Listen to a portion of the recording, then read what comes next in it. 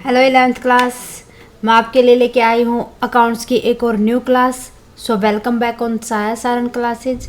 Students, अगर आपने अभी तक साया सारन क्लासेज को सब्सक्राइब नहीं किया है तो प्लीज़ सब्सक्राइब कर लें और क्लासेज को अदर स्टूडेंट्स के साथ ज़्यादा से ज़्यादा शेयर करें।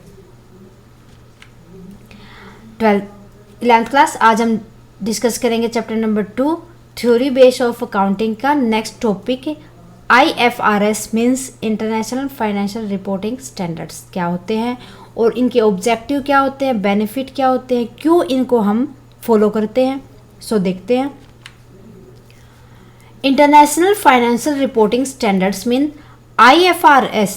This term refer to the financial standards.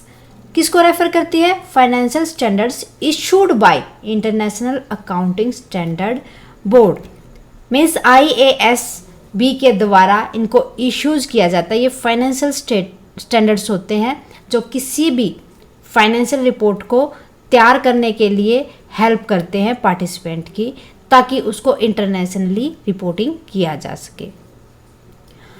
It is the process of improving the financial reporting internationally to help to the participant in the various capital market of the world and the user। कि जो हम financial report तैयार करते हैं उसके अंदर improve करने में हेल्प करता है, ताकि हम जो कैपिटल मार्केट के पार्टिसिपेंट्स होते हैं उनकी हेल्प कर सकें, ताकि वो उसको अंडरस्टूड कर सके इजीली, और जो उसको यूज़ करने वाले होते हैं उनके सामने हम इजीली उनको रिप्रेजेंट कर सके। IFRS बेस्ड फाइनेंशियल स्टेटमेंट की जो IFRS है उसके अंदर कौन कौन सी फाइनेंशियल स्टेटमेंट को हम डालते हैं वो देखते हैं। फर्स्ट देखो, स्टेटमेंट ऑफ फाइनेंशियल पोजीशन कि जो हमारी बिजनेस की फाइनेंशियल पोजीशन को बताए उन स्टेटमेंट को हम इसके अंदर कंसीडर करते हैं। मीन्स हमारी असेट्स कितनी है फर्म की, लायबिलिटीज़ क्या क्या है और इक्विटी कितनी है फर्म के पास। Second, comprehensive income statement means हमारे पास कितने रिवेन्यू है और कितने हमने एक्सपेंसेस किए हैं उन रिवेन्यू के रिगार्डिंग। इन सब की स्टेटमेंट भी IFRS देखती है। Statement of change in equities, हमने इक्विटी के अंदर क्या क्या चेंजेस हुए हैं वो भी IFRS के स्टैंडर्ड्स के अकॉर्डिंग ही किया जाता है। स्टेटमेंट ऑफ कैश फ्लो जब हम तैयार करते हैं वो भी IFRS के रूल्स के अकॉर्डिंग ही तैयार किया जाता है। Notes and significant accounting policies कि जितने भी अकाउंटिंग पॉलिसीज के सिग्निफिकेंट होते हैं, उनके नोट्स होते हैं, जो इंपॉर्टेंट टर्म्स होती हैं उन सबको फॉलो करते हैं। किसके अकॉर्डिंग? उन सब के लिए रूल सेट किए जाते हैं IFRS के द्वारा। ओके, अब बात करते हैं कि IFRS के ऑब्जेक्टिव क्या क्या होते हैं, इसके उद्देश्य क्या होते हैं।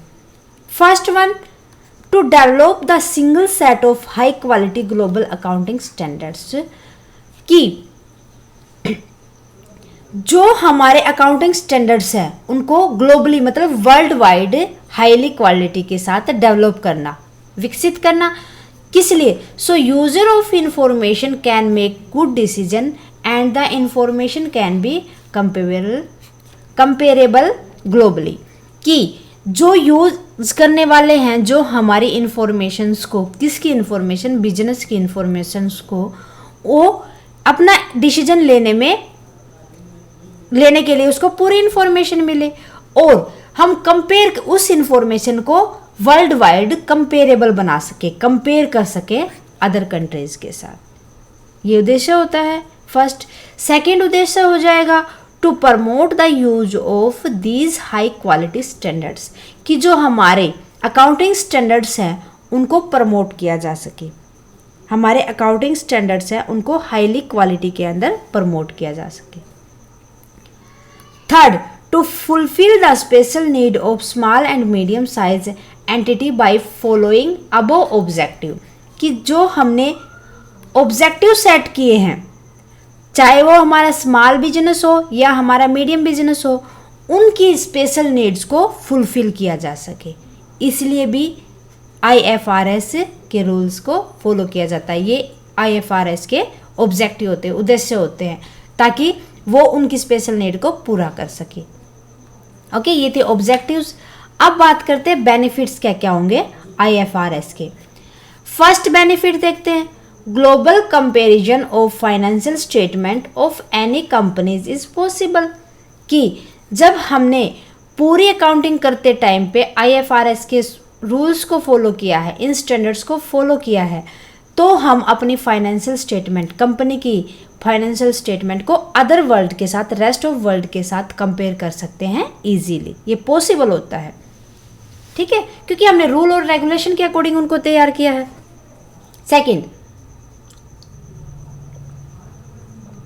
Financial statement prepare by using IFRS shall be better understood with the financial statement prepared by the country specific accounting standard।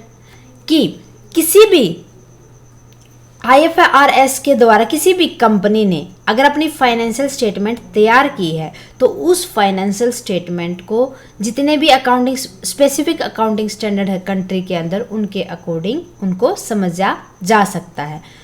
So the investor can be make better decision about their investment। So उनको समझ के, अगर उनके समझ में आ गए हैं तो जो इन्वेस्टर होते हैं उनके लिए इजी होता है कि वो कहाँ पर इन्वेस्ट करें, कि क्या उस कंपनी के अंदर इन्वेस्ट करना उसके लिए सही है या नहीं है, तो अपना डिसीजन अच्छे से ले पाएंगे। इंडस्ट्री कैन रेज और invest their fund by better understanding in financial statement are there with IFRS। कि जो इंडस्ट्रीज होती हैं वो ज़्यादा अपने फंड्स को बेटर तरीके से समझ के फाइनेंशियल स्टेटमेंट को किसके द्वारा, IFRS के द्वारा वो अपनी इंडस्ट्रीज के इन्वेस्टमेंट को बढ़ा सकती है, अपने फंड्स को बढ़ा सकती है, ठीक है, क्योंकि उसको क्या होगा, फाइनेंशियल स्टेटमेंट अच्छे से समझ आ जाएगी। ओके।